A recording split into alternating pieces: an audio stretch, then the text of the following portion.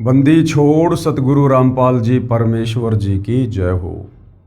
परम पिता परमात्मा सारी सृष्टि के रचनहार कुल मालिक असंख्य ब्रह्मांडों के स्वामी जगत गुरु तीनों लोकों में प्रवेश करके सबका धारण पोषण करने वाले राजाधिराज आत्माधार नाथों के नाथ देवों के देव महादेव सर्वेश्वर महेश्वर मृत्युंजय अजरो अमर आदि अनादि सनातनी प्रभु जगत पिता जगदीश्वर श्री श्री 1008 की उपाधि के वास्तविक अधिकारी अकाल मूरत शब्द स्वरूपी राम वासुदेव सर्वगतम ब्रह्म परम पूज्य प्रथम पूज्य परम संत परम पुरुष परम धनी परम दयालु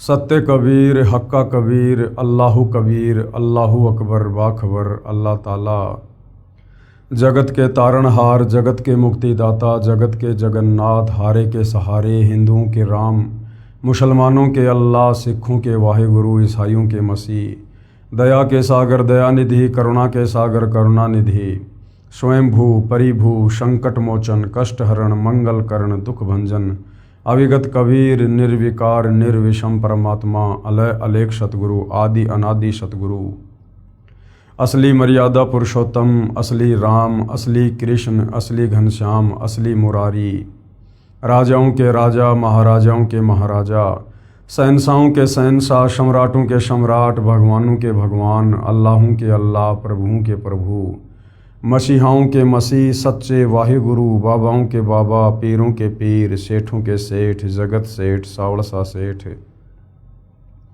सर्वगुण संपन्न अनंत कोटि कलाओं के स्वामी अनंत कोटि ब्रह्मांडों के नायक योगियों में महायोगी ध्यानियों में महाध्यानी सिद्धों में परम सिद्ध ज्ञानियों में तत्व ज्ञानी ब्रह्म ज्ञानी महाज्ञानी परम ज्ञानी सर्वश्रेष्ठ ज्ञानी विज्ञानी युवा कबीर समर्थ कबीर असमवात अमित ओजा सच्चे रहनुमा करीम अल्लाह सुबहान अल्लाह दुनिया के अंतिम पैगंबर 8 सितंबर 1951 से गांव धनाना जिला सोनीपत हरियाणा भारतवर्ष की पावन भूमि पे प्रकट रियल कल की भगवान श्री नारायण साकार हरि श्री बाबा साहेब नूर अनंत परमात्मा सच्चे दरवेश सच्चे बाखबर संत शिरोमणि सतगुरु रामपाल जी परमेश्वर जी के चरण कमल में आप और हम सभी भाई बहनों का अनंत कोटि दंडवत प्रणाम।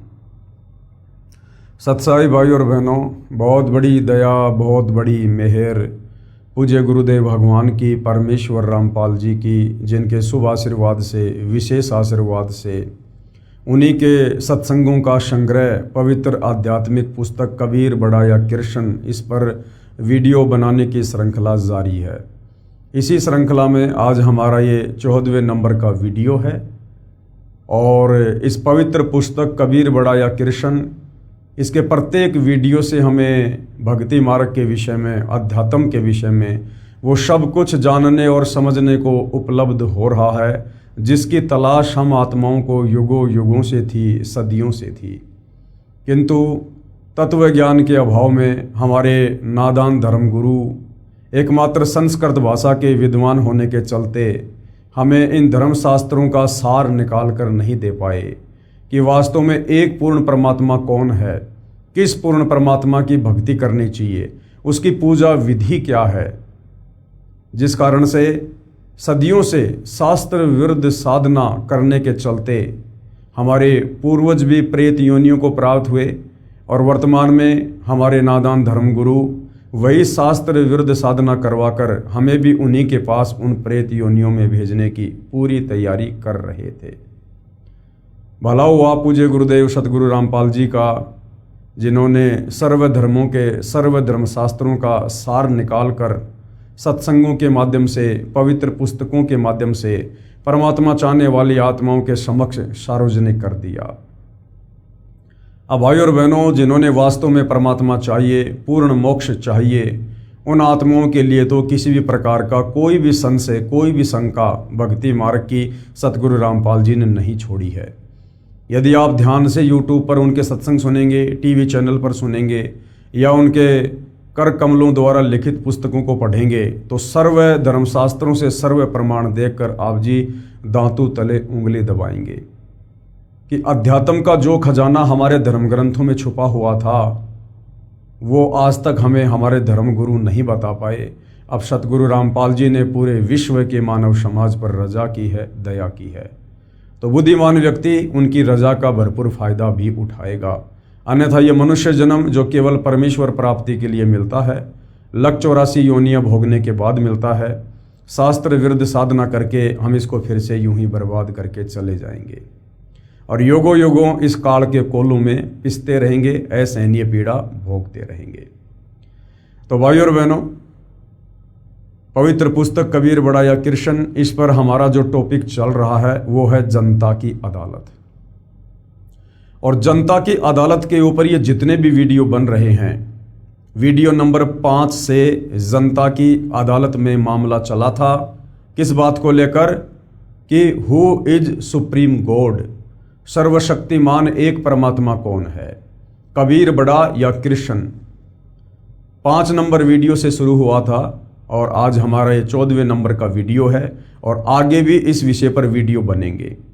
यदि आपने कंप्लीट वीडियो देख लिए तो आप जी ये कह नहीं सकते कि मुझे किसी ने अध्यात्म के विषय में बताया नहीं या किसी ने समझाया नहीं, जब आप धर्मराज के दरबार में खाली हाथ खड़े होंगे।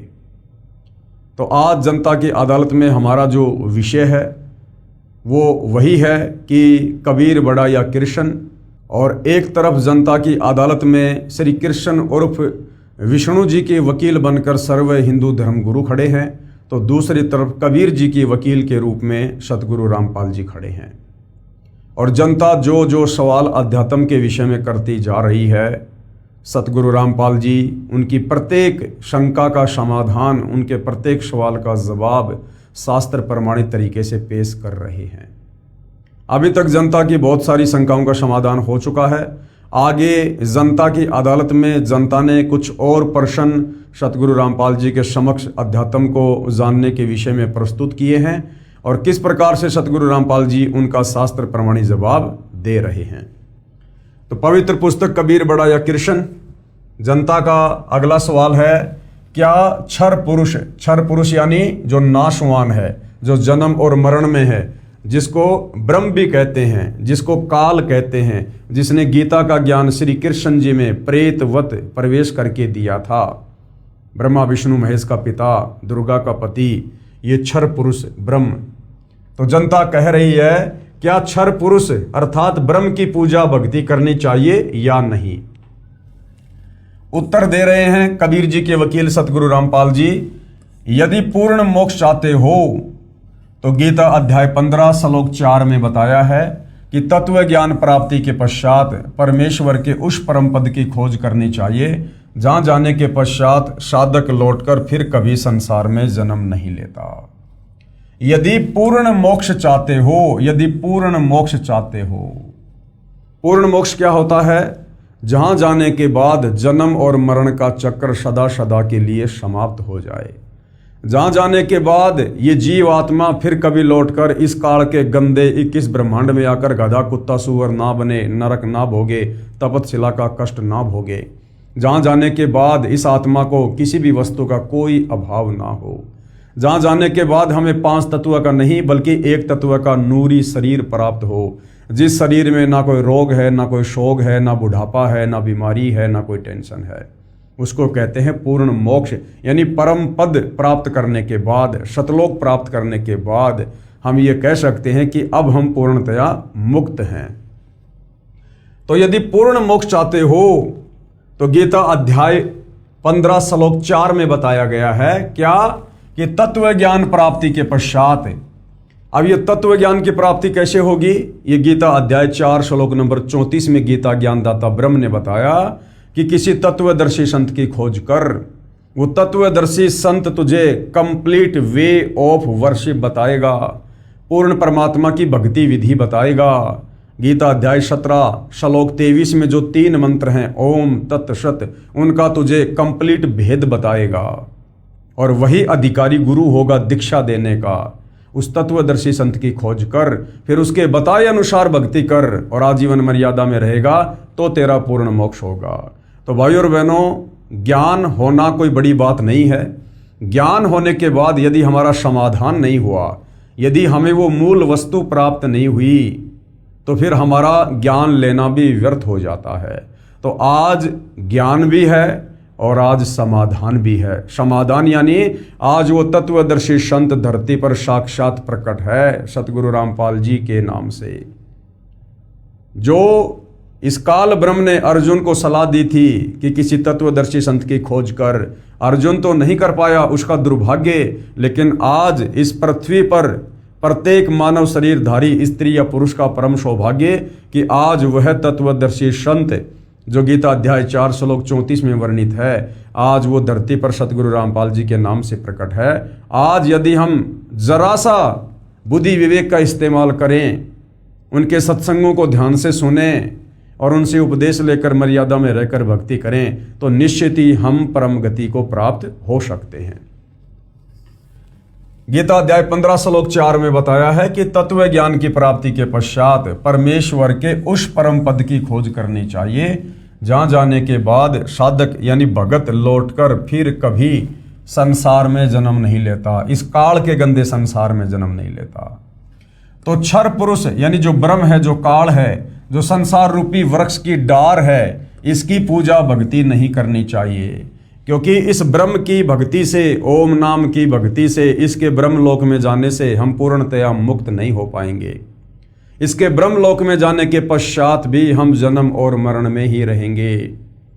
और गीता अध्याय 7 श्लोक नंबर 18 में यह काल ब्रह्म गीता ज्ञानदाता खुद अपनी भक्ति को, अपनी परम गति को ये अनुत्तमाम कह रहा है, घटिया कह रहा है, अश्रेष्ठ कह रहा है, क्योंकि ब्रह्मलोक पर्यंत सर्वलोक पुनरावर्ती में है। इस ब्रह्म की प्राप्ति के बाद भी अपना पुण्य भोग कर हम वापस जन्म और मरण में आते हैं, लक 84 योनि में जाते हैं। तो ब्रह्म की भक्ति से, गीता ज्ञानदाता की भक्ति से, काल की भक्ति से जीव पूर्णतया मुक्त नहीं होता है। आगे जनता की अदालत में जनता ने सवाल किया है, प्रश्न नंबर 19। पूर्व में यानी पहले जितने भी ऋषि महर्षि हुए हैं वे सब ब्रह्म की पूजा करते और करवाते थे। ओम नाम को सबसे बड़ा तथा उत्तम मंत्र जाप करने का बताते थे। क्या वे अज्ञानी थे? यदि ब्रह्म की भक्ति उत्तम नहीं है तो गीता में कोई इसका प्रमाण बताओ। तो प्रमाण बताने के लिए ही जनता की अदालत में कबीर जी की तरफ से उनके वकील स्वयं कबीर जी सतगुरु रामपाल जी के रूप में उपस्थित हैं। तो जनता क्या सवाल कर रही है कि भाई आज से पहले सतयुग में, त्रेता युग में, द्वापर में, हजारों साल पहले बड़े बड़े साधु संत महात्मा ऋषि जिनके नाम की आज तक महिमा गाई जाती है, जो घर बार छोड़कर जंगलों में चले जाते थे, तप करते थे, ओम नाम की साधना करते थे, अपने शरीर का भी ध्यान नहीं रखते थे, क्या वो पागल थे? वो मूर्ख थे जो इस प्रकार की साधना किया करते थे? और लोगों से भी वो वही साधना करवाया करते थे। और आप कह रहे हो कि ब्रह्म साधना से मुक्ति नहीं है, परम गति नहीं है। तो हमारे शास्त्रों में इसका कोई प्रमाण हो, गीता में कोई प्रमाण हो कि वास्तव में ब्रह्म साधना घटिया है और ब्रह्म साधना से मुक्ति नहीं है, तो हम माने। तो कबीर जी के वकील सतगुरु रामपाल जी जनता की अदालत में क्या बता रहे हैं? उत्तर पूर्व में बताया गया है कि यथार्थ अध्यात्म ज्ञान स्वयं परमेश्वर यानी परम अक्षर ब्रह्म कबीर देव धरती पर सशरीर प्रकट होकर ठीक ठीक बताता है। यानी वो कबीर परमात्मा खुद ही सतलोक से चलकर धरती पर आप और हमारी तरह एक मनुष्य शरीर धारण करके, परंतु उनका शरीर आप और हमारी तरह 5 तत्व से बना नहीं होता, हाड़ मांस का नहीं होता है, दिखाई ऐसा ही देता है, परंतु उनका नूरी शरीर होता है, उनका शब्द स्वरूपी शरीर होता है। तो वो कबीर परमात्मा जिन्होंने सारी सृष्टि को रचा, सर्व ब्रह्मांडों को बनाया, अक्षर पुरुष को 7 संग ब्रह्मांड दिए, ज्योति निरंजन काल को, इस ब्रह्म को 21 ब्रह्मांड दिए, ऊपर के 4 अजरो अमर अविनाशी लोकों की रचना की, वो कबीर परमात्मा जिनके अलावा इस संपूर्ण सृष्टि का किसी को ज्ञान नहीं है, उस परमेश्वर के लोक में वापस जाने की किसी के पास भक्ति विधि नहीं है, इसलिए वो कबीर परमेश्वर, वो परम अक्षर ब्रह्म स्वयं ही इस काल के लोक में एक आम संत की भांति लीला करते हुए और यहाँ प्रकट होकर हमें अपना तत्व ज्ञान देते हैं। यानी वो परमात्मा खुद ही प्रकट होकर अपने द्वारा रची गई सृष्टि का ज्ञान हमें ठीक ठीक बताते हैं, अन्य कोई भी बताने में सक्षम नहीं है। और जब वो परमेश्वर इस पृथ्वी पर प्रकट होते हैं तो वो एक तत्वदर्शी संत की भूमिका करते हैं, जगत गुरु की भूमिका करते हैं, अर्थात तत्वदर्शी संत की भूमिका खुद कबीर परमेश्वर जी ही करते हैं। वैसे तो भाई और बहनों दुनिया भर के जगत गुरु मिलेंगे आपको, दुनिया भर के तत्वदर्शी संत भी मिल जाएंगे आपको, सभी अपने आप को सतगुरु भी कहेंगे, पूर्ण संत भी कहेंगे, और ये भी कहेंगे कि मेरे पास में जो मार्ग है वो किसी के पास में नहीं है, और उनके फॉलोवर भी यही कहेंगे कि हमारे गुरुदेव के पास में जो भक्ति का ज्ञान है, जो मार्ग है वो किसी के पास नहीं है। लेकिन आप जियों को बता दिया गया है गीता अध्याय 16 श्लोक नंबर 23 और 24 की, अर्जुन किसी की मनमुखी बातों के ऊपर विश्वास ना करना, शास्त्र विधि को त्याग कर जो मनमाना आचरण करते हैं, मनमाने मंत्रों का जाप करते हैं, मनमानी भक्ति विधि करते और करवाते हैं, उनको ना कोई परम गति प्राप्त होती है, ना कोई सिद्धि प्राप्त होती है, ना उनके कोई कार्य सिद्ध होते हैं, अंत में लक 84 योनियों में धक्के खाते हैं।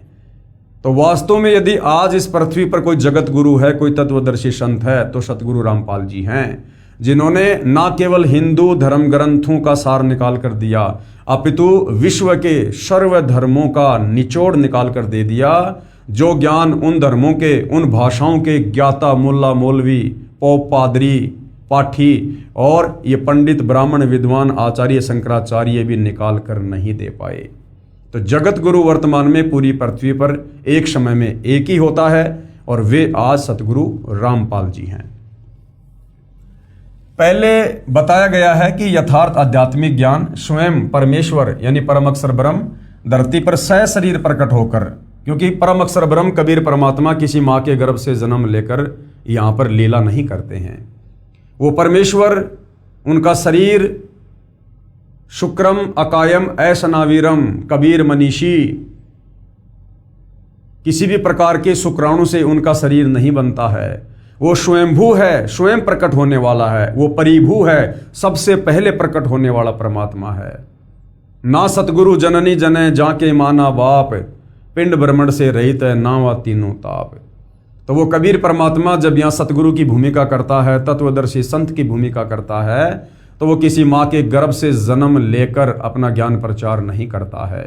वो परमेश्वर समर्थ है, वो सक्षम है आप और हमारी चरम दृष्टि को धोखा देते हुए, इस काल बलि को धोखा देते हुए वो परमेश्वर लीला चाहे जो मर्जी करे, परंतु वास्तव में वो किसी माँ के गर्भ से जन्म लेकर जेर में लिपट कर शरीर से बाहर नहीं आता है। वो स्वयंभू है, वो परिभू है। यथार्थ आध्यात्मिक ज्ञान स्वयं परमेश्वर यानी परम अक्षर ब्रह्म धरती पर सशरीर प्रकट होकर ठीक ठीक बताता है। देखिए इसका प्रमाण वेद मंत्रों में, इसी पुस्तक के पेज नंबर 314 पर आगे हम देखेंगे। परमेश्वर द्वारा बताए ज्ञान को सूक्ष्म वेद तत्व ज्ञान कहा गया है। तत्व ज्ञान में परमात्मा ने बताया है कि क्या बताया, गुरु बिन काहू न पाया ज्ञाना और जो थोथा बुस छड़े मुड किसाना, और गुरु बिन वेद पढ़े जो प्राणी समझे न सार रहे अज्ञानी। गुरु बिन काहू न पाया ज्ञाना, आज तक किसी ने भी गुरु की शरण से दूर होकर शास्त्रों का यथार्थ ज्ञान प्राप्त नहीं किया है, और ना कोई गुरु से दूर होकर शास्त्रों का यथार्थ ज्ञान प्राप्त कर सकता है। यदि ऐसा कोई करता है तो वो क्या करेगा, जो थोथा भूस छड़े मुड किसाना, किसान अपने खेत से फसल निकाल कर घर पर ले जाता है, पीछे से जो भूस होता है, यदि कोई उस भूस को कूटे और ये सोचे कि मैं इसमें से गेहूं निकाल लूंगा, तो वो व्यर्थ का प्रयत्न है। तो बिना गुरु के यदि कोई इन धर्मशास्त्रों को पढ़ेगा, इनका निष्कर्ष निकालना चाहेगा, तो वो केवल भूस कूटकर अनाज प्राप्ति करना चाहेगा, जो व्यर्थ प्रयत्न है। और गुरु बिन वेद पढ़े जो प्राणी समझे न सारे रहे अज्ञानी। गुरु के बिना जो वेद शास्त्रों को पढ़ेगा वो निष्कर्ष नहीं निकाल पाएगा। अब विचार करो भाई और बहनों, आज इस धरती पर एकमात्र सतगुरु रामपाल जी ही ऐसे महापुरुष हैं जिन्होंने सर्व धर्म शास्त्रों का निचोड़ निकालकर भगत समाज को दे दिया है। और किसी भी धर्म का कोई भी धर्मगुरु सतगुरु रामपाल जी के प्रवचन सुनने के बाद उनके समक्ष ज्ञान चर्चा करने के लिए उपस्थित नहीं हो रहा है, क्योंकि उन्हें भली भांति पता है कि सतगुरु रामपाल जी के पास में आध्यात्मिक ज्ञान का गोला है। और ज्ञान सब ज्ञान अड़ी, कबीर ज्ञान सो ज्ञान, जैसे घोड़ा तोप का करता चले मैदान। कि तुम 5 मिनट भी सतगुरु रामपाल जी के सामने नहीं रुक पाओगे, नहीं टिक पाओगे, क्योंकि वर्तमान में जनता शिक्षित है। जनता स्वयं अपनी आंखों से धर्मशास्त्रों में लिखी सच्चाई को देखकर निर्णय कर सकती है। अब वो सदियों पहले वाला समय नहीं है जिस समय जनता अनपढ़ थी, अशिक्षित थी, और हमारे नादान धर्मगुरु जैसा भी हमें शास्त्रों का हवाला देकर बता दिया करते थे, हम उस पर आंख बंद करके यकीन कर लिया करते थे। जिस कारण से किसी भी धर्म का कोई भी धर्मगुरु सतगुरु रामपाल जी के बार बार ज्ञान चर्चा के लिए आमंत्रित करने के बाद भी उनके समक्ष उपस्थित होकर भगत समाज का मार्गदर्शन करने के लिए नहीं आ रहा है। तो विचार करो भाइयों और बहनों, सतगुरु रामपाल जी ने 17 फरवरी 1988 को आदरणीय राम देवानंद जी से लीलामय तरीके से नाम दीक्षा प्राप्त की, और केवल 6 वर्ष उन्होंने आदरणीय राम देवानंद जी के एक सुयोग्य शिष्य बनकर भक्ति करने की भूमिका की। और आदरणीय राम देवानंद जी जो अनपढ़ थे, उन्होंने ना कभी गीता पढ़ी, ना कभी वेद पढ़े, ना कोई धर्मशास्त्र उन्होंने पढ़ा, ना कभी उन्होंने अपने भक्तों को पढ़ाया, और उन राम देवानंद जी की शरण में रहकर मात्र 6 साल में सतगुरु रामपाल जी ने विश्व के समस्त धर्म ग्रंथों का निष्कर्ष निकाल दिया, सार निकाल दिया।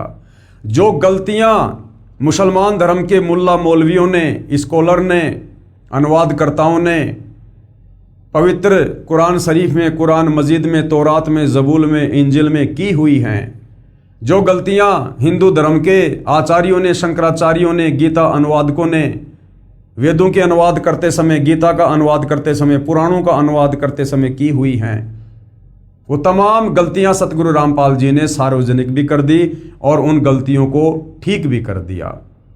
अब विचार करो भाइयों और बहनों, जिसका गुरु अनपढ़ और उस गुरु की संगति करके मात्र 6 साल में, क्या इस पृथ्वी पर ऐसा कोई व्यक्ति हो सकता है जो समस्त धर्मशास्त्रों का निष्कर्ष निकाल कर दे दे?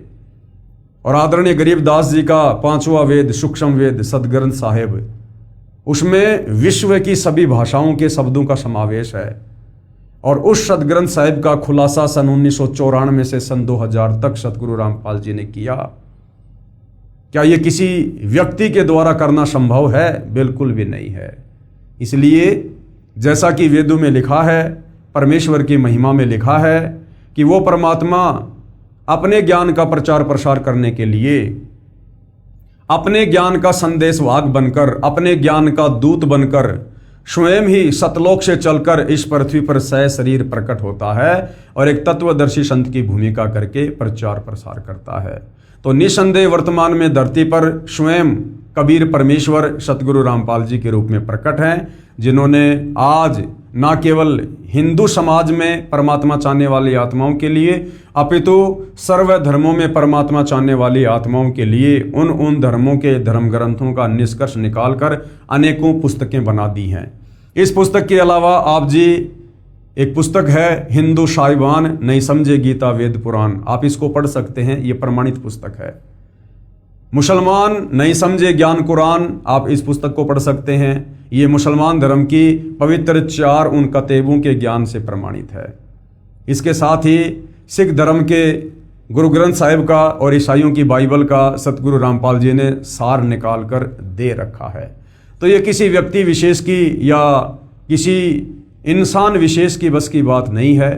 सतगुरु रामपाल जी स्वयं परम ब्रह्म हैं, ये साक्षात कबीर परमेश्वर हैं, जो आप और हमारे आत्म कल्याण के लिए धरती पर प्रकट हैं। और हमने इनके सत्संगों को ध्यान से सुनकर, इनके ज्ञान को समझकर, इनसे उपदेश प्राप्त करके आजीवन मर्यादा में रहकर भक्ति करके अपनी आत्मा का कल्याण करवाना चाहिए। तो गुरु बिन काहू न पाया ज्ञाना, जो थोथा भू छड़े मूड किसाना, गुरु बिन वेद पढ़े जो प्राणी, और समझे न सार रहे अज्ञानी। जिन महर्षियों व महर्षियों को सतगुरु नहीं मिला, उनकी ये दशा थी कि वेद पढ़ते थे परंतु वेदों का सार नहीं समझ सके। सर्वप्रथम 21 ब्रह्मांड में वेद सागर मंथन के दौरान इस ब्रह्म ने काल ने श्री ब्रह्मा जी को दिए। ब्रह्मा जी ने 4 वेदों को पढ़ा, परंतु ब्रह्मा जी भी 4 वेदों का सार आज तक नहीं समझ पा रहे। आज तक ना श्री विष्णु जी समझ पा रहे, ना श्री शंकर जी समझ पा रहे। तो सोचिए भाइयों और बहनों, फिर नीचे 21 ब्रह्मांड में, तीनों लोकों में और कौन प्राणी है जो इन वेदों को पढ़कर इनका निष्कर्ष निकाल सकता है। और सतगुरु रामपाल जी ने निष्कर्ष निकालकर सार्वजनिक भी कर दिया है। तो सतगुरु रामपाल जी कोई सामान्य व्यक्ति या संत नहीं, ये साक्षात परम ब्रह्म परमेश्वर हैं। जिन महर्षियों व ऋषियों को सतगुरु नहीं मिला, उनकी ये दशा थी कि वेद पढ़ते थे परंतु वेदों का सार नहीं समझ सके। उदाहरण के लिए श्री देवी पुराण सचित्र मोटा टाइप, गीता प्रेस गोरखपुर से प्रकाशित, इसके 6ठे स्कंद के 4थे अध्याय में पेज नंबर 425 में लिखा है, क्या लिखा हुआ है कि सतयुग के ब्राह्मण यानी विद्वान लोग, महर्षि लोग जो आध्यात्मिक क्षेत्र में जनता का मार्गदर्शन करते हैं, उनको ब्राह्मण कहते हैं। ब्राह्मण सोई जो ब्रह्म पहचाने और पंडित सोई जो पिंड की जाने। ये जो जातिगत हिसाब से ब्राह्मण और पंडित हैं, यहाँ पर इन लोगों की बात नहीं हो रही है। ये वर्तमान के ब्राह्मण पंडित, कोई अपना नौकरी करता है, कोई अपना व्यापार करता है, कोई बिजनेस करता है, ये लोग आध्यात्मिक रूप से किसी का मार्गदर्शन नहीं करते हैं। इसलिए शास्त्रों में जहाँ जहाँ भी पंडित और ये ब्राह्मण शब्द है, ये उन लोगों के लिए है जो आध्यात्मिक क्षेत्र में गुरु बनकर लोगों का मार्गदर्शन करते हैं। तो कहा गया है कि सतयुग के ब्राह्मण यानी महर्षि वेद के पूर्ण विद्वान होते थे और श्री देवी दुर्गा की पूजा करते थे, देवी का मंदिर गांव-गांव बनवाते थे। जबकि चारों वेदों में पवित्र गीता जी में श्री देवी दुर्गा की पूजा करने का कोई विधान नहीं है, ना देवी का मंदिर बनाकर पूजा करने का कोई विधान है। फिर ये हमारे नादान धर्म गुरु आचार्य, ये महर्षि जन, ये ऋषि जन, ये वेदों के विपरीत साधना भगत समाज से करवा रहे थे। ये इनका अपना मनमाना आचरण था, जबकि इनको परम विद्वान की संज्ञा दी जा रही है वेद व्यास जी के द्वारा। जबकि ये देवी दुर्गा की पूजा करते थे और करवाते थे, अर्थात शास्त्र विधि को त्याग के मनमाना आचरण ये हमारे महर्षि जन, ये विद्वान लोग, ये ब्राह्मण लोग, ये सतयुग से करते आ रहे हैं, सतयुग से। इसलिए भाइयों और बहनों, आज तक पूरे विश्व का मानव शास्त्र विरुद्ध साधना करके और भयंकर तरीके से काल के जाल में फंसा हुआ है, जन्म और मरण के चक्कर में पड़ा हुआ है, लख 84 योनियों में पीड़ा सहन कर रहा है। अब सतगुरु रामपाल जी ने आकर वो 9 मन उलझा हुआ सूत सुलझाया है, जो इन महर्षियों ने सदियों से उलझा रखा था। 9 मन सूत उलझिया ऋषि रहे झकमार, और सतगुरु ऐसा सुलझा दे फिर उलझे न दूजी बार। तो जो आध्यात्मिक ज्ञान इन महर्षियों ने पूरी तरह से उलझा रखा था, अपनी मनमुखी थ्योरी समाज में पेश करके और शास्त्रों का हवाला देकर कि हम जो भी कुछ बता रहे हैं, जो भी कुछ भक्ति कर रहे हैं, ये शास्त्रों में लिखा है। अब सतगुरु रामपाल जी ने आकर इसको सुलझाया है और अब ये इस कलयुग में दोबारा से उलझने वाला नहीं है, भले कोई भक्ति करियो या ना करियो। कि सतयुग के ब्राह्मण यानी महर्षि वेद के पूर्ण विद्वान होते थे और श्री देवी दुर्गा की पूजा करते थे, देवी का मंदिर गांव-गांव बनवाते थे। विचार किया जाए, वेदों में तथा गीता में कहीं नहीं लिखा है कि श्री देवी दुर्गा जी की पूजा करो और उसके मंदिर बनवाओ। ऋषिजन पढ़ते थे वेद और कर्म सब वेद विरुद्ध करते थे, तो क्या खाक विद्वान थे। पेश है इसका प्रमाण श्रीमद् देवी भागवत यानी देवी पुराण के स्कंद 6 से संबंधित प्रकरण की फोटोकॉपी। ये देखिएगा भाई और बहनों, ये श्री देवी पुराण है यानी श्रीमद् देवी महापुराण है, ये मद् देवी भागवत, इसका 6ठा स्कंद है। जन्मेजय ने पूछा, महाभाग किस युग में कैसा धर्म का स्वरूप है, इस संपूर्ण विषय को विशेष रूप से बताने की कृपा करें। जन्मेजय ने श्री वेदव्यास जी से पूछा कि मुझे सतयुग के बारे में, त्रेता युग के बारे में, द्वापर के बारे में बताइए कि उस समय धर्म किस प्रकार से होता था, लोग क्या क्या भक्ति करते थे, क्या क्या पूजा पाठ किया करते थे, भक्ति भाव की क्या स्थिति थी। तो वेदव्यास जी क्या बोले, राजन ये निश्चय है कि सतयुग में ब्राह्मण वेद के पूर्ण विद्वान थे। ये वेदव्यास जी के अपने खुद के विचार हैं, ये शास्त्रों में नहीं लिखा हुआ है कि सतयुग के ब्राह्मण विद्वान वेदों के पूर्ण विद्वान थे। नहीं, ये वेदव्यास जी के अपने विचार हैं जो जन्मेजय जी को बता रहे हैं। देखिएगा, राजन, ये निश्चय है कि सतयुग में ब्राह्मण वेद के पूर्ण विद्वान थे। उनके द्वारा निरंतर भगवती जगदम्बा की आराधना होती थी, जबकि वेदों में कोई जिक्र नहीं है जगदम्बा की भक्ति का। भगवती का दर्शन करने के लिए उनका मन सदा लालायित रहता था। गायत्री के ध्यान, प्राणायाम और जप में वे अपना सारा समय व्यतीत करते थे, यानी अपना अनमोल समय और श्वासें वो लोग बर्बाद किया करते थे, व्यर्थ किया करते थे। माया बीज का जप करना उनका प्रधान कार्य था। माया बीज का जप यानी दुर्गा जी का जाप। अब भाइयों और बहनों, ये माया बीज का जाप, ये दुर्गा जी का जाप ना चारों वेदों में है ना गीता जी में है। चारों वेद और गीता में केवल इस ब्रह्म तक की साधना का मंत्र है ओम। यजुर्वेद अध्याय 40 मंत्र 10 और गीता अध्याय 8 श्लोक नंबर 13 केवल एक ओम मंत्र है इस ब्रह्म साधना का। इसके अलावा और कोई मंत्र जाप करने का नहीं है। इसके अलावा गीता अध्याय 17 श्लोक 23 में ओम तत्सत, ये 3 मंत्र हैं, ये सांकेतिक हैं, कोड वर्ड में हैं। ये केवल तत्वदर्शी संत ही बता सकता है। ये पूर्ण ब्रह्म परमेश्वर की पूजा का मंत्र है। और हमारे ये विद्वान लोग, ये वेदों के ज्ञाता लोग, वेदों को पढ़ने वाले, ये माया बीज का जाप करते थे, यानी दुर्गा जी के मंत्रों का जाप करते थे। तो इन्होंने मनमुखी रूप से दुर्गा जी के मंत्र बना रखे थे। प्रत्येक गांव में शक्ति मंदिर का उद्घाटन हो, यानी दुर्गा का मंदिर बने, इस विषय की उनके मन में बड़ी उत्सुकता थी। धर्म की यही स्थिति त्रेता में भी रही, यानी वही पाखंड पूजा, वही मनमाना आचरण जो सतयुग में था वो त्रेता युग में भी चलता रहा। परंतु कुछ हाश हो गया, यानी गिरावट आ गई। फिर लोग इन देवी देवताओं की पूजा पे आ गए। सतयुग की जो स्थिति थी वह द्वापर में विशेष रूप से कम हो गई। राजन, उन प्राचीन युगों में, सतयुग में, त्रेता युग में और द्वापर में, उन प्राचीन युगों में जो राक्षस समझे जाते थे, जो निकम्मे आदमी समझे जाते थे, जो लोगों को भक्ति नहीं करने देते थे, भक्ति में बाधा डालते थे, उनको राक्षस कहते थे। उन प्राचीन युगों में जो राक्षस समझे जाते थे वे कली में, यानी वर्तमान इस कलयुग में ब्राह्मण माने जाते हैं। यानी वर्तमान के जो ब्राह्मण हैं, जो धर्म गुरु हैं, वो चाहे किसी भी धर्म के हैं, मुल्ला, मौलवी, पोप, पादरी, पाठी, आचार्य, शंकराचार्य, संत, महंत, मंडलेश्वर। सतयुग में जो राक्षस हुआ करते थे वो वर्तमान के ब्राह्मण हैं, ब्राह्मण हैं। यानी सतयुग के राक्षसों का जैसा स्वभाव था वैसा तो वर्तमान के ब्राह्मणों का, विद्वानों का, आचार्यों का, शंकराचार्यों का है इस कलयुग में।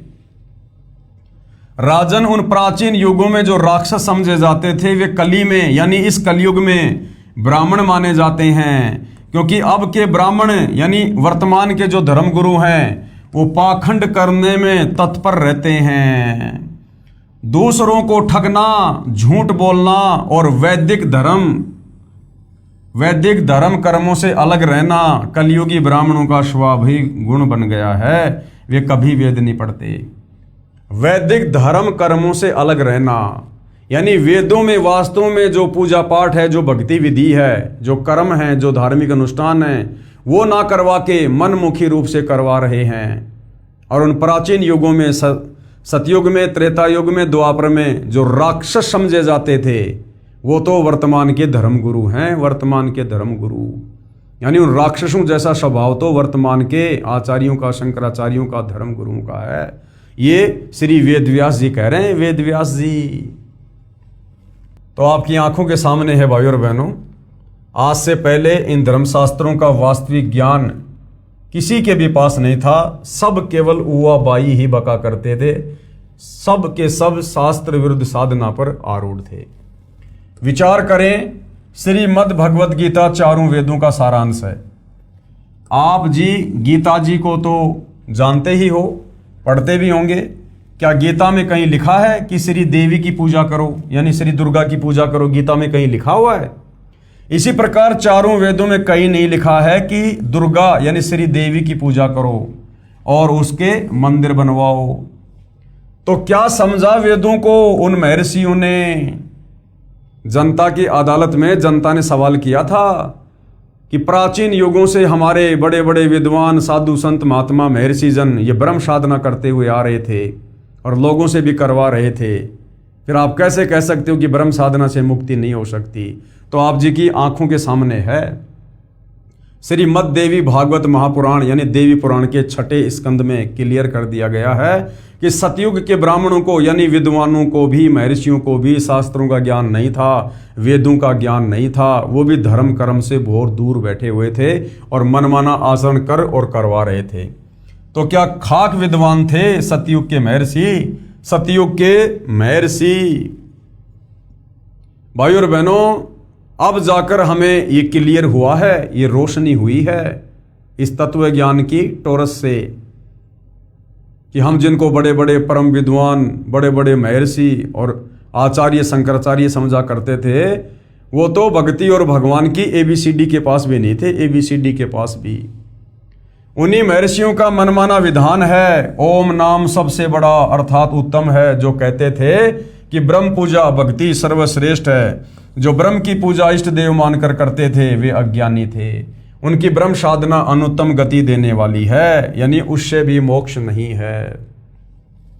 विशेष ये दशा तो सतयुग के ब्राह्मणों की थी, यानी वेदों के विरुद्ध साधना, धर्मशास्त्रों के विरुद्ध साधना, वेदों के विरुद्ध पूजा पाठ कर्म कांड धार्मिक अनुष्ठान, ये स्थिति तो सतयुग के ब्राह्मणों की थी। अब सोचो भाई और बहनों, वर्तमान के ये जो कलयुग के ब्राह्मण हैं, जो कलयुग के गुरुजन हैं, इनकी क्या स्थिति होगी? ये तो बिल्कुल बट्ठा बैठाने पर तुले हुए, बट्ठा बैठाने पर समाज का। ये दशा तो सतयुग के ब्राह्मणों की थी। कलयुग के ब्राह्मणों यानी शंकराचार्य ब्राह्मण हैं, अन्य कर्म कांड भी अधिकतर ब्राह्मण ही करते और करवाते हैं, तथा जो अन्य गुरुजन है वे उन्हीं कलयुगी ब्राह्मणों से सुना अज्ञान प्रचार करते हैं। इन कलयुग के गुरुजनों यानी ब्राह्मणों के विषय में इसी श्री देवी भागवत पुराण की फोटोकॉपी में बताया है कि जो सतयुग में राक्षस माने जाते थे वैसे तो कलयुग के ब्राह्मण हैं वर्तमान के धर्मगुरु, क्योंकि अब के ब्राह्मण प्राय पाखंड करने में तत्पर रहते हैं। दूसरों को ठगना, झूठ बोलना और वैदिक धर्म कर्म से अलग रहना कलयुगी ब्राह्मणों यानी धर्म गुरुओं का स्वाभाविक गुण बन गया है। और वर्तमान में आप जी देख भी रहे हो, सतगुरु रामपाल जी के अलावा सारे के सारे वेदों के विरुद्ध, गीता के विरुद्ध, पुराणों के विरुद्ध ही साधना कर और करवा रहे हैं। गीता जी में प्रमाण है, श्रीमद् देवी भागवत अध्याय 7 श्लोक 12 से 15 में तो बताया है कि जो तीनों गुणों यानी रजगुण ब्रह्मा, सतगुण विष्णु तथा तमगुण शंकर की पूजा करने वाले राक्षस स्वभाव को धारण किए हुए मनुष्यों में नीच दूषित कर्म करने वाले मूर्ख मुझे भी नहीं बसते। और एकमात्र सतगुरु रामपाल जी को छोड़कर वर्तमान में विशेषकर हिंदू समाज में जितने भी आचार्य शंकराचार्य और धर्मगुरु कथावाचक हैं, ये श्री ब्रह्मा विष्णु महेश की ही पूजा करते हैं और करवाते हैं। बल्कि उससे भी नीचे राधे राधे श्याम मिला दे, उससे भी नीचे भैरव भूत की पूजा करवा रहे हैं। इसीलिए गीता ज्ञानदाता ने, काल ब्रह्म ने गीता अध्याय 7 श्लोक नंबर 12 से 15 में ब्रह्मा विष्णु महेश और उससे नीचे इन देवी देवताओं की पूजा करने और करवाने वालों को 4 गालियां दी हैं। राक्षस स्वभाव को धारण किए हुए मनुष्यों में नीच दूषित कर्म करने वाले मूर्ख।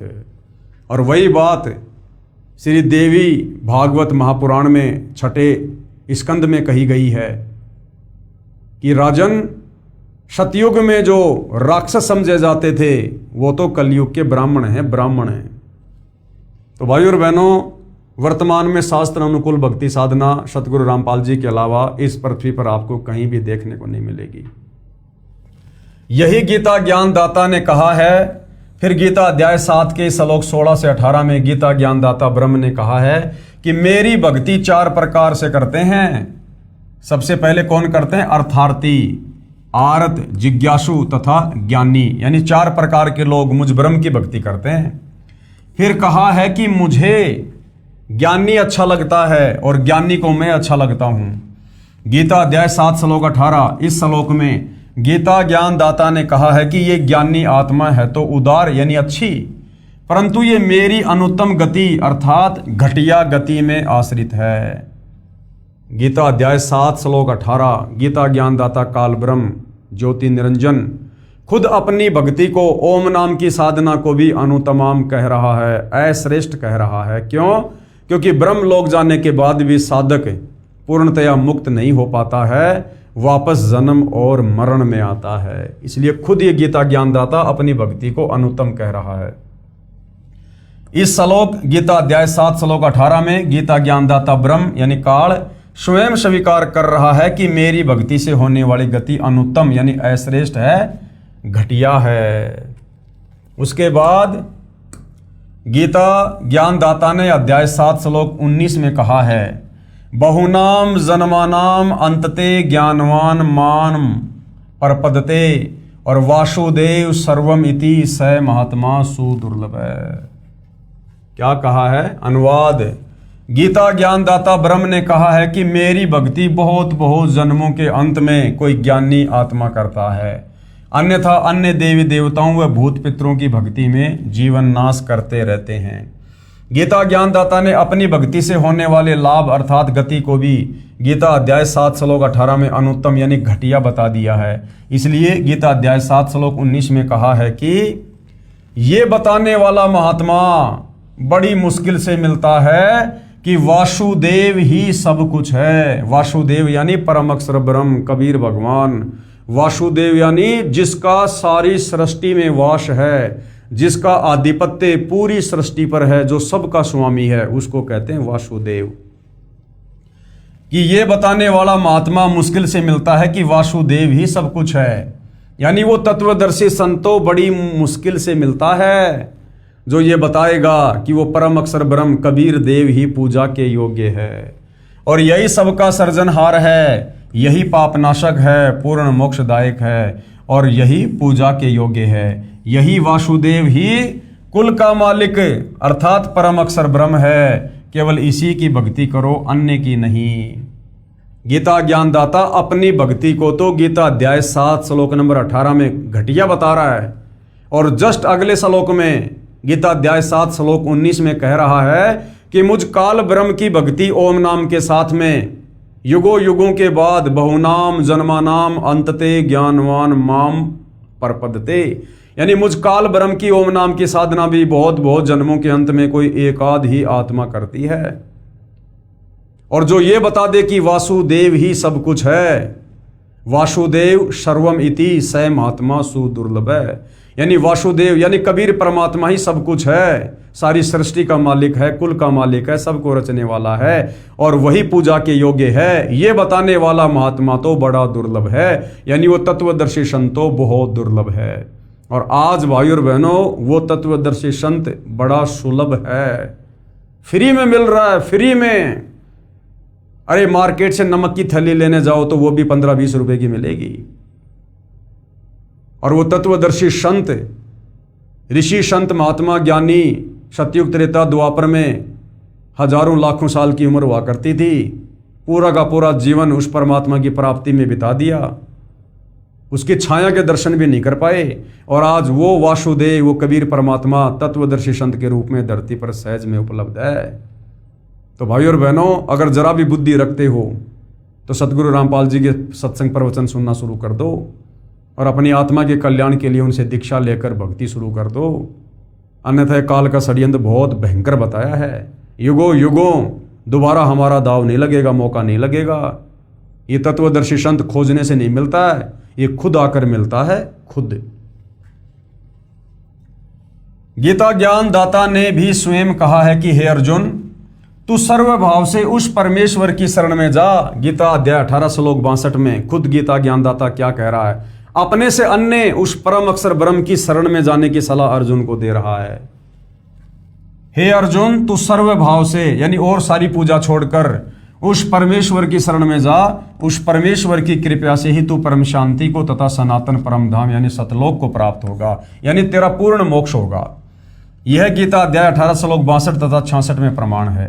फिर गीता अध्याय 2 श्लोक 17 में तथा अध्याय 18 श्लोक 46 में गीता ज्ञानदाता ने कहा है कि जिस परमेश्वर से यानी जिस परम अक्षर ब्रह्म से, जिस कबीर देव से संपूर्ण प्राणियों की उत्पत्ति हुई है, जिससे यह समस्त जगत व्याप्त है यानी सारी सृष्टि को उसने रचा है, उस परमेश्वर की अपने स्वाभाविक कर्म करते करते पूजा करके मनुष्य सिद्धि को प्राप्त हो जाता है।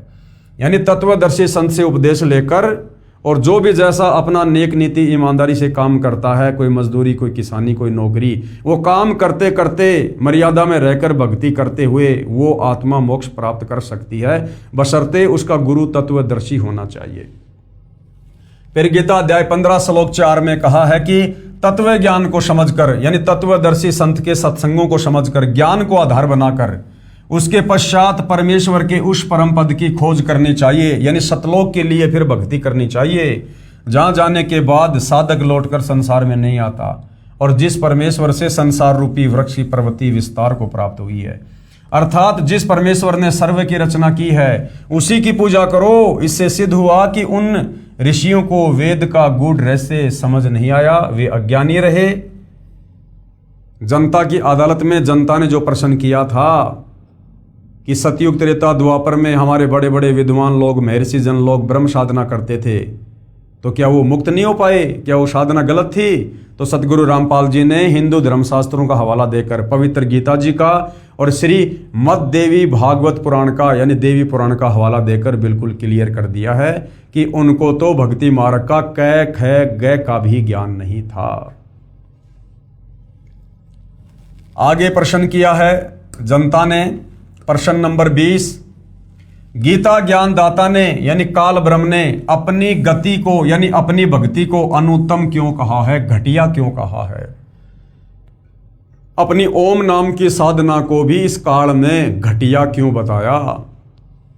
उत्तर, गीता ज्ञान दाता ने अध्याय 2 श्लोक 12, गीता अध्याय 4 श्लोक 5, गीता अध्याय 10 श्लोक 2 में कहा है कि अर्जुन, तेरे और मेरे बहुत जन्म हो चुके हैं, तू नहीं जानता, मैं जानता हूं।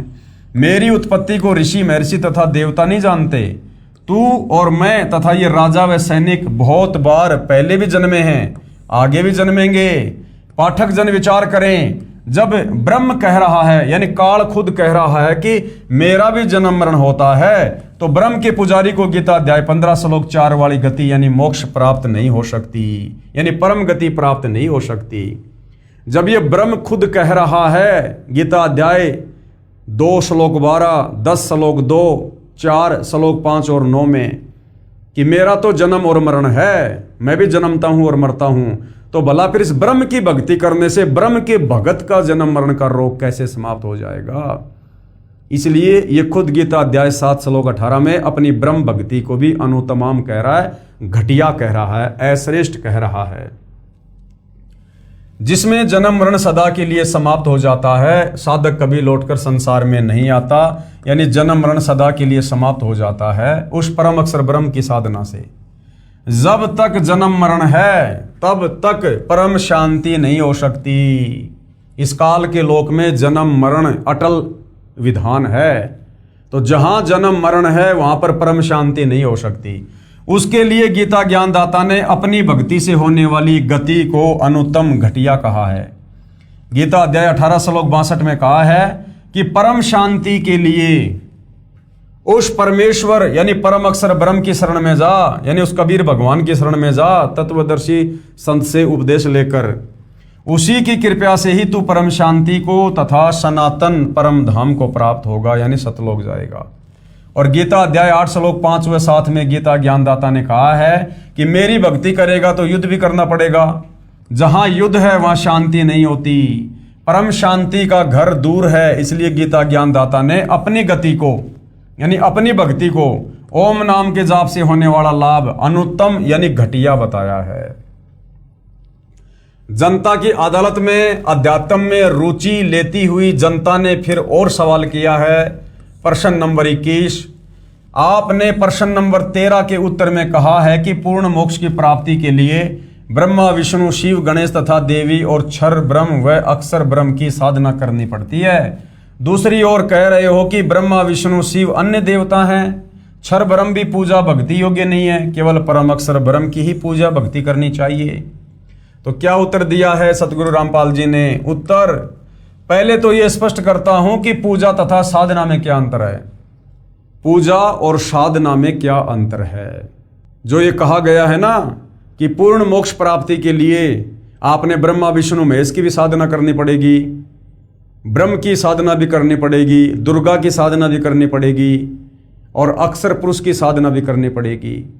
तो गुरुदेव भगवान कह रहे हैं कि मैंने पूजा के लिए नहीं कहा, मैंने साधना के लिए कहा है। साधना और पूजा में रात और दिन का अंतर है। पूजा तो हमने परम अक्षर ब्रह्म कबीर देव की करनी है अपना इष्ट मानकर, परंतु जब तक हम यहाँ इस काल के लोक में फंसे हुए हैं, हमारे ऊपर इन सभी का ऋण चढ़ा हुआ है। इनका ऋण उतारने के लिए इनके मंत्रों का जाप करना पड़ेगा, और उन मंत्रों के जाप करने को साधना कहते हैं। साधना मजदूरी, ना कि पूजा। पहले तो ये स्पष्ट करता हूं कि पूजा तथा साधना में क्या अंतर है। प्राप्य वस्तु की चाह पूजा कही जाती है, यानी जिस वस्तु को हमने प्राप्त करना है, जिस वस्तु की हमें चाहत है, उसको पूजा कहा जाता है, तथा उसको प्राप्त करने के प्रयत्न को साधना कहते हैं।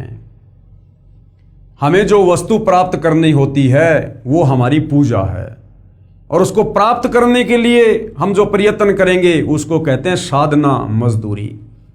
जैसे किसी प्यासे व्यक्ति ने जल पीना है, अब वो जल उसका इष्ट है, उसे जल की चाहत है, जल उसकी पूजा है, जल उसका पूज्य है, लेकिन जमीन से जल बाहर निकालने के लिए जो मेहनत करनी पड़ेगी, जो प्रयत्न करना पड़ेगा, उसको साधना कहते हैं। जैसे हैंड पंप से यदि हमने जल निकालना है तो हैंड पंप में बोकी मारनी पड़ेगी, पाइप को ऊपर नीचे करना पड़ेगा, वो साधना होती है, ना कि पूजा। इसी प्रकार हमने परम अक्षर ब्रह्म को प्राप्त करना है, तो परम अक्षर ब्रह्म हमारा पूज्य देव है, हमने पूजा करनी है परम अक्षर ब्रह्म की। लेकिन उसकी प्राप्ति के लिए हमने यहाँ जो मेहनत मजदूरी करके मंत्रों की जो हमने इनका ऋण उतारना है, काल के 21 ब्रह्मांड वाली शक्तियों का और इस अक्षर पुरुष का, तो हमने केवल वो इनके मंत्रों का जाप करके हमने केवल इनकी साधना करनी है, इनका ऋण उतारना, हमने इनका वो कर्जा उतारना है। और जब इनका कर्जा उतर जाएगा तो ये हमें मुक्त कर देंगे, और फिर हमें वो वस्तु प्राप्त हो जाएगी जिसके लिए हम प्रयत्न कर रहे थे। जो प्राप्य वस्तु है उसकी चाह पूजा कही जाती है, तथा उसको प्राप्त करने के प्रयत्न को साधना कहते हैं। उदाहरण, जैसे हमें जल प्राप्त करना है, ये हमारा प्राप्य है, हमें जल की चाह है। जल की प्राप्ति के लिए हैंडपंप लगाना पड़ेगा, हैंडपंप लगाने के लिए जो जो उपकरण प्रयोग किए जाएंगे, बोकी लगाई जाएगी, ये प्रयत्न है, यानी साधना है। इसी प्रकार परमेश्वर का वह परम पद प्राप्त करना हमारी चाह है, जहां जाने के पश्चात साधक लौटकर संसार में नहीं आता, यानी सतलोक। हमारा प्राप्य परमेश्वर तथा उनका सनातन परम धाम है, और उसको प्राप्त करने के लिए किया गया नाम जाप, हवन, यज्ञ आदि ये साधना है, मजदूरी है। उस साधना से वो पूज्य वस्तु परमात्मा प्राप्त होगा। जैसे प्रश्न 13 के उत्तर में स्पष्ट किया गया है, वही सटीक उदाहरण है। उस पूर्ण मोक्ष के लिए 3 बार में दीक्षा कर्म पूरा करना होता है। अब किस प्रकार से दीक्षा दी जाती है, क्या क्या है वो दीक्षा का वो चरण। प्रथम नाम दीक्षा, यानी सबसे पहले जब आप सतगुरु रामपाल जी से उपदेश प्राप्त करोगे तो आपको जो प्रथम मंत्र दिया जाएगा उसको कहते हैं प्रथम नाम दीक्षा। और उसमें हमें किन किन देवी देवताओं के ये मंत्र दिए जाते हैं साधना करने के लिए। श्री ब्रह्मा जी का मंत्र दिया जाता है, श्री विष्णु जी का, श्री शिव जी का, श्री गणेश जी का और श्री देवी जी का। इनके मंत्रों की साधना की जाती है। हम मजदूरी कर रहे हैं इनके मंत्रों का जाप करके, इनका ऋण उतारने के लिए। जब तक यहाँ रहेंगे ये हमें सुख सुविधा देंगे, यदि हम इनकी साधना करते रहेंगे, इनके मंत्रों का जाप करते रहेंगे। हम इनकी पूजा नहीं कर रहे, इनके मंत्रों का जाप करके इनकी साधना कर रहे हैं। दूसरी बार में जो दीक्षा दी जाती है, दूसरी बार में क्षर ब्रह्म तथा अक्षर ब्रह्म के 2 अक्षर मंत्र जाप दिए जाते हैं। दूसरी बार में जो दीक्षा उसको शतनाम कहते हैं, जिसमें 2 मंत्र हैं। गीता अध्याय 17 श्लोक नंबर 23 में जो 3 मंत्र है ना, ओम तत् सत, तो दूसरी बार में जो सतनाम दिया जाता है उसमें 2 मंत्र हैं, ओम और तत्। ये जो तत् है ये परम अक्षर ब्रह्म का है, जिसके 7 संग ब्रह्मांड हैं, परंतु ये सांकेतिक है। वो मंत्र क्या है वो सतगुरु रामपाल जी बताते हैं। दूसरी बार में क्षर ब्रह्म यानी काल तथा अक्षर ब्रह्म के 2 अक्षर मंत्र जाप दिए जाते हैं, जिसको संतों ने सत नाम कहा है। गीता अध्याय 17 श्लोक 23 में 3 नाम हैं, ओम, तत् और सत। इस सतनाम में 2 अक्षर होते हैं, एक ओम और दूसरा है तत्। ये जो तत् है ये सांकेतिक अर्थात गुप्त नाम है, जो उपदेश के समय उपदेशी को ही बताया जाता है। और तीसरी बार में जो दीक्षा दी जाती है, तीसरी बार में सारनाम की दीक्षा दी जाती है, यानी ओम तत् सत। वो जो सत है वो तीसरी बार में दिया जाता है, जो सांकेतिक है। जिस मंत्र को गीता अध्याय 17 श्लोक 23 में सत कहा है, ये भी सांकेतिक है, उपदेश लेने वाले को दीक्षा के समय बताया जाता है। इस प्रकार पूर्ण मोक्ष प्राप्त होता है। अब कबीर जी के वकील सतगुरु रामपाल जी क्या कह रहे हैं? कबीर जी के वकील, श्री कृष्ण जी के वकील साहिबान श्री विष्णु जी यानी श्री कृष्ण जी को जगदीश यानी जगत प्लस ईश, सारे संसार का ये प्रभु बताते हैं और पुराणों को सत्य मानते हैं। पेश है अदालत में सबूत श्री शिव महापुराण से, जो गीता प्रेस गोरखपुर से प्रकाशित है, कि श्री विष्णु जी, श्री ब्रह्मा जी तथा श्री शिव जी ईश नहीं है, यानी ये भगवान नहीं है, ये जगदीश नहीं है, इनका जन्म और मृत्यु होता है, इनका पिता काल ब्रह्म है। यानी जनता की अदालत में श्री कृष्ण उर्फ विष्णु जी के वकील हिंदू धर्म गुरुओं ने यह दावा किया था कि हमारे हिंदू धर्म ग्रंथों में लिखा है कि श्री कृष्ण उर्फ विष्णु जी अजरो अमर हैं, अविनाशी है, ये जन्म और मरण से बाहर हैं और ये जगदीश हैं, सारे संसार के रचयिता हैं ये। तो सतगुरु रामपाल जी कह रहे हैं कि अब आपको हिंदू धर्म ग्रंथों से दिखाते हैं कि ब्रह्मा विष्णु महेश जगदीश नहीं है, ये ईश यानी भगवान नहीं है। देखिएगा कहाँ लिखा हुआ है। पेश है शिव महापुराण गीता प्रेस गोरखपुर से प्रकाशित के विद्वेश्वर खंड के अध्याय 5 व 10 की फोटोकॉपी। संक्षिप्त शिव पुराण, ये वही प्रकरण है भाइयों और बहनों जो पहले हम पढ़ चुके हैं कि एक बार श्री ब्रह्मा और श्री विष्णु जी का युद्ध हो गया। और युद्ध किस बात को लेकर? श्री ब्रह्मा जी एक बार श्री विष्णु जी के पास गए तो विष्णु जी ने श्री ब्रह्मा जी का कोई विशेष आदर सत्कार नहीं किया, बैठे बैठे कह दिया आओ बैठो। ब्रह्मा जी इस बात से बुरा मान गए और ब्रह्मा जी ने कहा कि हे बेटा, मैं तेरा स्वामी हूं, मैं तेरा बाप हूं, मैं सारे संसार का सृजनहार हूं, और मेरे को देखकर तूने मुंह टेढ़ा क्यों कर लिया? तूने मेरा आदर सत्कार क्यों नहीं किया? तो उधर से विष्णु जी बोले कि नहीं नहीं नहीं बेटा, मैं तेरा बाप हूं, मैं तेरा स्वामी हूं, तू अपने आप को कैसे चोरों की तरह संसार का मालिक कह रहा है? तू मेरे नाभि कमल से उत्पन्न हुआ है। अब इस बात को लेकर कि मैं भगवान, श्री ब्रह्मा और श्री विष्णु में आपस में भयंकर युद्ध छिड़ गया, मरने मारने को तैयार हो गए।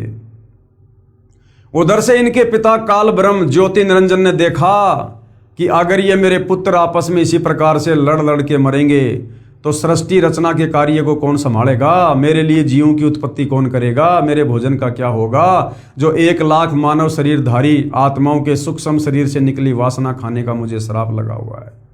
तो इनका युद्ध रुकवाने के लिए इनका पिता काल ब्रह्म, वो गीता ज्ञानदाता क्षर पुरुष, इन दोनों के बीच में एक तेजोमय स्तंभ खड़ा कर देता है।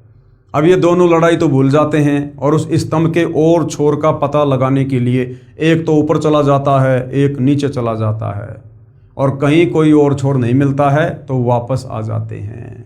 देखिएगा उसके बाद वो काल ब्रह्म वहाँ पर वो प्रकट होता है और फिर वो काल ब्रह्म खुद कहता है कि तुम दोनों ने अपने आप को जो ईश मान लिया, जो भगवान मान लिया, ये बड़ा अद्भुत है। तुम ईश नहीं हो, तुम्हारी तो मैंने ड्यूटी लगा रखी है, ब्रह्मा जी को रजोगुण देकर, विष्णु जी को सतोगुण देकर। तो देखिएगा श्री शिव महापुराण से विद्वेश्वर संहिता, ये देखिएगा। ब्रह्मा और विष्णु ने पूछा, हे प्रभु, सृष्टि आदि 5 इन कृत्यों के लक्षण क्या हैं? ये हम दोनों को बताइए। भगवान शिव बोले। अब भगवान शिव कौन? वहां पर ये काल ब्रह्म आ गया शंकर जी का रूप बनाकर। मेरे कर्तव्यों को समझना अत्यंत गहन है, तथापि मैं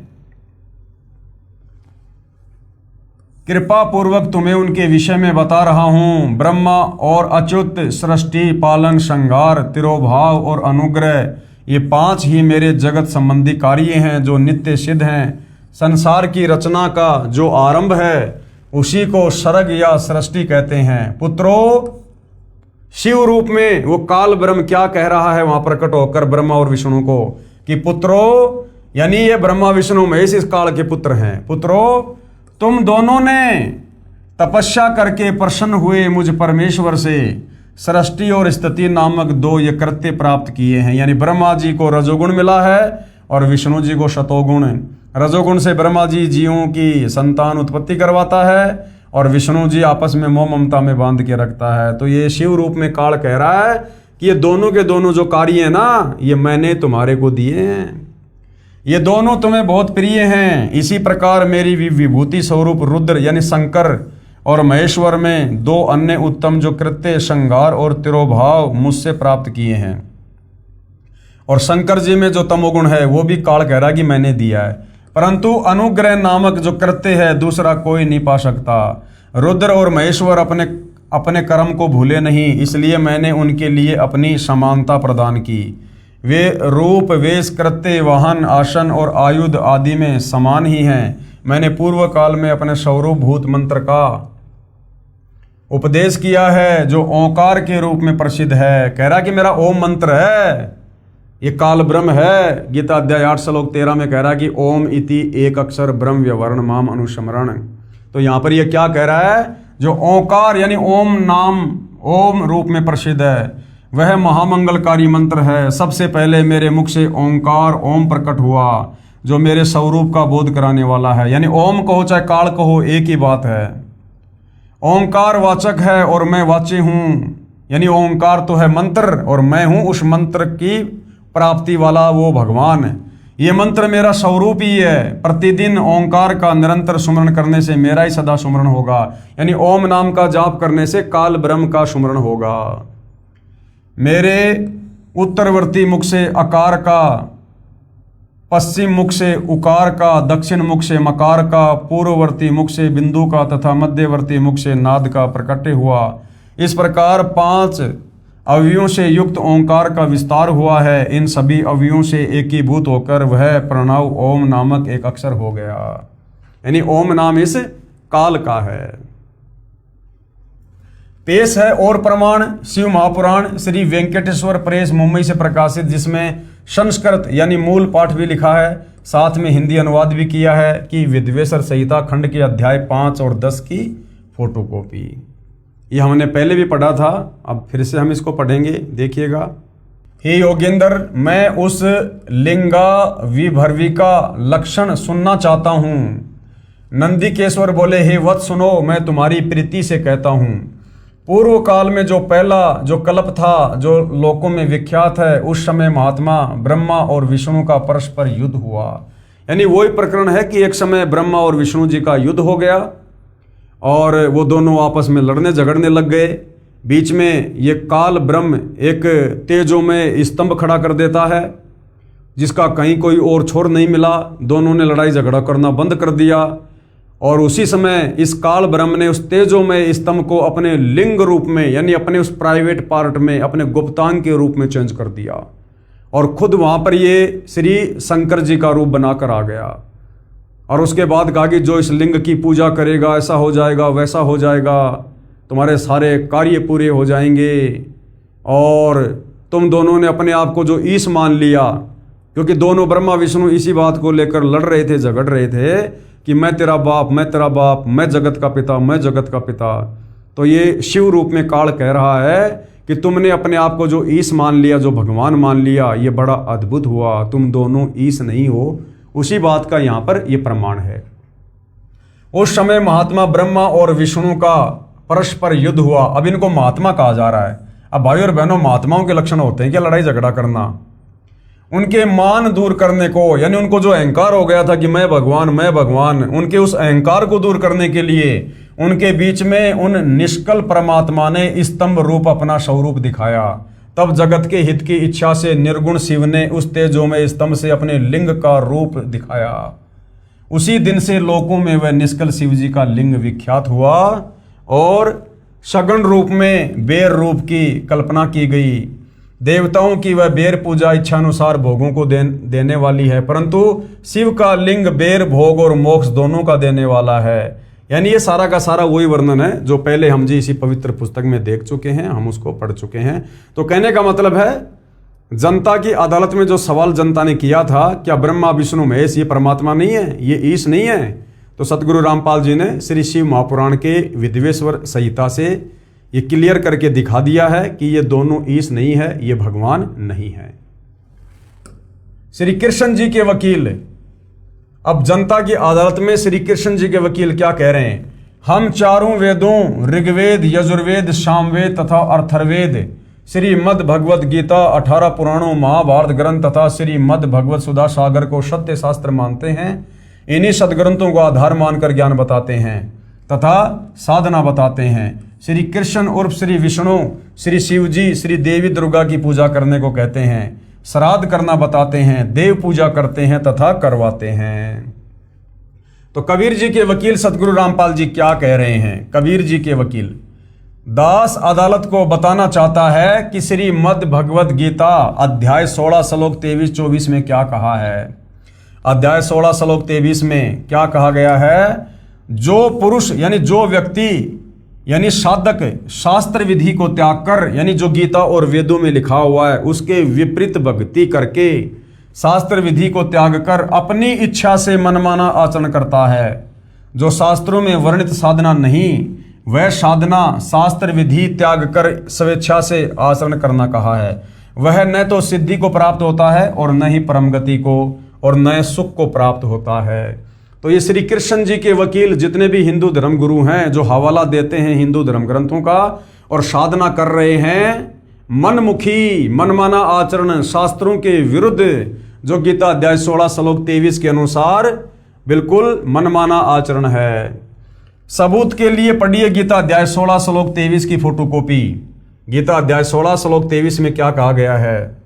ये शास्त्र विधिम उत्सृजे वर्तते काम कराता न स सिद्धिम आपनवंती न सुखम न पराम गतिम। यानी जो पुरुष, जो साधक, जो भगत शास्त्र विधि को त्याग कर, यानी गीता और वेदों में जो मंत्र हैं, जो भक्ति साधना है, उसको छोड़कर मनमुखी रूप से जो भक्ति साधना करते हैं, जो मंत्रों का जाप करते हैं, जो पुरुष शास्त्र विधि को त्याग कर अपनी इच्छा से मनमाना आचरण करता है, वह न सिद्धि को प्राप्त होता है, यानी उसकी भक्ति सिद्ध नहीं होती, सफल नहीं होती, न वो परम गति को यानी मोक्ष नहीं मिलता और न कोई सुख को प्राप्त होता है। यानी जो भाग्य में वही मिलेगा, भाग्य से अधिक उसको प्राप्त नहीं हो सकता। गीता अध्याय 16 श्लोक 24 में फिर क्या कहा गया है कि हे अर्जुन, तेरे लिए कर्तव्य यानी जो साधना करनी चाहिए, जिन मंत्रों का जाप करना चाहिए, और अकर्तव्य यानी जो साधना नहीं करनी चाहिए, उसके लिए शास्त्र ही प्रमाण है। किसी धर्म गुरु के मनमुखी विचारों से भक्ति नहीं करनी चाहिए। हमारे शास्त्रों में क्या लिखा है, गीता और वेदों में क्या लिखा है भक्ति और भगवान को लेकर, साधना को लेकर, हमने वो साधना उस विधि से करनी चाहिए। तो पवित्र गीता जी में तो भाई ये लिखा कि सबसे पहले तो तत्वदर्शी संत की खोज करो, गीता अध्याय 4 श्लोक नंबर 34 में। और तत्वदर्शी संत की खोज करने के बाद फिर उसके बताए अनुसार साधना करो। फिर वो तुम्हें क्या मंत्र देगा? गीता अध्याय 17 श्लोक 23 में जो 3 मंत्र हैं, ओम तत्सत, वो तुम्हें 3 बार में उन तीनों मंत्रों की दीक्षा देगा। तुम्हें धार्मिक अनुष्ठान बताएगा, तुम्हें यह बताएगा कि तुम्हारा इष्ट कौन है, पूज्य देव कौन है, तुम्हें भक्ति की मर्यादा बताएगा, नियम बताएगा। तो उस तत्वदर्शी संत के बताए अनुसार भक्ति साधना करने से परम शांति मिलेगी, पूर्ण मुक्ति मिलेगी। अन्यथा यह मनमाना आचरण करने से कुछ नहीं होगा सिवाय काल का कष्ट भोगने के। ऐसा जानकर तू शास्त्र विधि से नियत कर्म कर, यानी शास्त्रों में जो नहीं लिखा है वो ना कर, जो शास्त्रों में वर्णित है वही साधना कर। पढ़िए प्रमाण के लिए गीता अध्याय 16 श्लोक 24 की फोटोकॉपी। ये देखिएगा भाई और बहनों, ये श्लोक आप जियों के सामने है। तस्मात् शास्त्रम प्रमाणम ते कार्य व्यस्तितो ज्ञात्वा शास्त्र विधि नोक्तम कर्म कर्तुम इह अहर्षि। इससे तेरे लिए इस कर्तव्य और अकर्तव्य की व्यवस्था में शास्त्र ही प्रमाण है। यानी कौन से भक्ति कर्म करने चाहिए और कौन से भक्ति कर्म नहीं करने चाहिए अर्जुन, इसके लिए शास्त्र ही प्रमाण है। किसी धर्म गुरु की मनमुखी बातों के हिसाब से भक्ति मत करना। ये जो राधे राधे श्याम मिला दे, हरे राम हरे कृष्णा, ओम नमः भागवते वासुदेवाय नमः और दुनिया भर के लाखों करोड़ों नाम जाप देते हैं, ये सब मनमुखी हैं। जो भक्ति की असली विधि है वो गीता जी में बताई गई है, जो अब सतगुरु रामपाल जी ने निकाल कर दे दी है। यानी कहने का मतलब है, वर्तमान में यदि किसी को काल के 21 ब्रह्मांड से, जन्म मरण के रोग से, लग 84 योनि की पीड़ाओं से बाहर निकलना है तो सतगुरु रामपाल जी की शरण में आकर उनको अपना गुरु बनाकर उनके बताए अनुसार साधना अंतिम श्वास तक मर्यादा में रहकर करने से ही पीछा छूटेगा। दूसरा कोई ऑप्शन, कोई तरीका नहीं है। गीता वेदों व पुराणों में भी पितर व भूत पूजा मोक्षदायक नहीं बताई। अब क्या कहा गया है, गीता 4 वेदों और 18 पुराणों में ये जो पितर पूजा है, हमसे जो श्राद्ध निकलवाए जा रहे हैं, जो ये पितरों की पूजा करवाई जा रही है, भूत पूजा मोक्षदायक नहीं बताई है। पवित्र ग्रंथ गीता जो 4 वेदों का सार है और वर्तमान में जो भक्ति साधना हमारे धर्म गुरु हमसे करवा रहे हैं, 99% हिंदू समाज आज भी कर रहा है। शास्त्र विधि को त्याग कर मनमाना आचरण, ये सारी भक्ति पूजा साधना गीता जी में व्यर्थ बताई है, ये मनमाना आचरण बताया है। तो भाई और बहनों, गीता जी में कहाँ कहाँ लिखा हुआ है, और यदि गीता जी में इस प्रकार की भक्ति साधना को जो आज पूरा हिंदू समाज लगभग कर रहा है, यदि उसको व्यर्थ बताया, शास्त्रों के विरुद्ध बताया है, तो फिर शास्त्र अनुकूल साधना क्या है, ये भी हमें इस पवित्र पुस्तक कबीर बड़ा या कृष्ण के अगले एपिसोड में पता चलेगा, क्योंकि मामला चल रहा है जनता की अदालत में। और हिंदू समाज के ऊपर भाई और बहनों, सतगुरु रामपाल जी ने एक बहुत बड़ा महाउपकार किया है, क्योंकि जो 4 वेद हैं, ये 4 वेद भक्ति का मूल हैं, अध्यात्म का मूल हैं, जड़ हैं। और आपका सौभाग्य कि आपका जन्म हिंदू समाज में हुआ है। इस हिंदू धर्म में जन्म होने के कारण आप जी वेदों के समर्थक हैं, गीता जी के समर्थक हैं। भले आपने कभी वेद नहीं पढ़े, गीता नहीं पढ़ी, लेकिन जब इनका जिक्र आता है तो ऑटोमेटिक आत्मा इनको स्वीकार करती है। तो हिंदू धर्म में जन्म होने के कारण ये आपके लिए बहुत ही बड़ा ये प्लस पॉइंट है कि आप बहुत जल्दी भक्ति और भगवान को समझ सकते हो, आप भक्ति पर लग सकते हो, आप मोक्ष प्राप्त कर सकते हो। ये 4 वेद पूरे विश्व के मानव समाज के लिए हैं। ये वर्तमान में जो मुसलमान हैं, सिख हैं, ईसाई हैं, यहूदी हैं, जितने भी धर्म हैं, इन सब ने वेदों के अनुसार ही भक्ति साधना करनी चाहिए। और यदि मोक्ष प्राप्त करना है तो करनी होगी, क्योंकि ये वेद सतयुग में ब्रह्मा जी ने अपने वंशजों को दिए थे, मनु आदि को, और सतयुग त्रेता और द्वापर युग तक कोई धर्म नहीं था। हम सब सनातनी थे, वैदिक साधना करते थे। अब आप और हम सभी इंसानों को आपस में बांट दिया गया इस काल के द्वारा, अक्षर पुरुष के द्वारा, क्योंकि ये भक्ति युग है। इस समय परमात्मा ने धरती पर प्रकट होकर अपना ज्ञान प्रचार करना था, आत्माओं का मोक्ष करना था। ये ब्रह्म, ये काल इस बात से भली भांति परिचित है, क्योंकि परमात्मा और काल का एग्रीमेंट हुआ था। इसलिए इसने हम इंसानों को आपस में डिवाइड कर दिया, धर्मों में अलग अलग पुस्तकें बनवा दी, अलग अलग हमारी विचारधारा बना दी, हमारा खान पान अलग अलग कर दिया, हमारे शास्त्रों को डिफरेंट कर दिया, हमारी भक्ति पूजा साधना अलग अलग कर दी, हमें आपस में उलझा दिया अपने षड्यंत्र के तहत, ताकि जब वो तत्वदर्शी सन धरती पर आए, अपना ज्ञान दे, तो उसकी बात कोई भी ना माने। सब अपने अपनी साधना को, अपने अपने धर्म को, अपने अपने शास्त्रों को सर्वश्रेष्ठ मानकर उस पर आरूढ़ रहें। लेकिन भाई और बहनों, इस काल का ये जो सुदृढ़ जो ये किला है, ये ढहाने के लिए ही परमात्मा धरती पर तत्वदर्शी संत बनकर आते हैं। तो ये काल उनके आगे बालक है, बच्चा है, नादान है, अबोध है। और ये इतना सारा सब कुछ जो ज्ञान दिया जा रहा है, ये भाई और बहनों आप और हम जीवों की बुद्धि को विकसित करने के लिए दिया जा रहा है। अन्यथा परमेश्वर रामपाल जी के लिए किसी का भी मोक्ष करना कोई बड़ी बात नहीं है। तुम कर दो पल में पार हो जा रजा तेरी। वो परमात्मा 1 सेकंड में चाहे तो सर्व पृथ्वी के प्राणियों को सतलोक लेकर जा सकता है, परंतु उस परमेश्वर के कुछ नियम हैं, कुछ उसूल हैं, कुछ विधान है, जो इस काल के 21 ब्रह्मांड बनाकर परमेश्वर ने वो नियम बनाए हैं, तो परमेश्वर अपने द्वारा बनाए नियम नहीं तोड़ता है। इसलिए आप और हमें ज्ञान समझाकर लेकर जाना चाहता है। इसलिए सदगुरु रामपाल जी आज इतना प्रयास कर रहे हैं, इतना संघर्ष कर रहे हैं, और उनके संघर्ष की सफलता इसी में है कि हम उनके ज्ञान को समझकर उनकी शरण में आकर अपनी आत्मा का कल्याण करवाएं, क्योंकि मनुष्य जन्म केवल आत्मा के कल्याण के लिए मिलता है और तत्वदर्शी संत हम आत्माओं के कल्याण के लिए ही आते हैं, प्रकट होते हैं। तो भाइयों और बहनों, जनता की अदालत में जो मामला चल रहा है, कबीर बड़ा या कृष्ण, इस मुद्दे पर हम अगले वीडियो में और विस्तार से जानकारी प्राप्त करेंगे और इसी प्रकार से हम अपने धर्मशास्त्रों में लिखी सच्चाई से परिचित हो जाएंगे। हमारी आत्मा अंत में स्वीकार कर लेगी कि वर्तमान में हमें जो साधना हमारे नादान धर्मगुरुओं के द्वारा करवाई जा रही है, ये बिल्कुल व्यर्थ है, यूजलेस है, निरर्थक है, इसके कोई मायने नहीं है। और जो साधना सतगुरु रामपाल जी हमें बता रहे हैं, यही वो उत्तम साधना है जिससे हमारी आत्मा का कल्याण होगा। तो भाइयों और बहनों, आज के वीडियो में केवल इतना ही। परमेश्वर हम सबको आज्ञा दे, सद्बुद्धि दे, हमारा मार्गदर्शन करें, भ्रम ने भटकने से बचाएं। बंदी छोड़ सतगुरु रामपाल जी परमेश्वर जी की जय हो।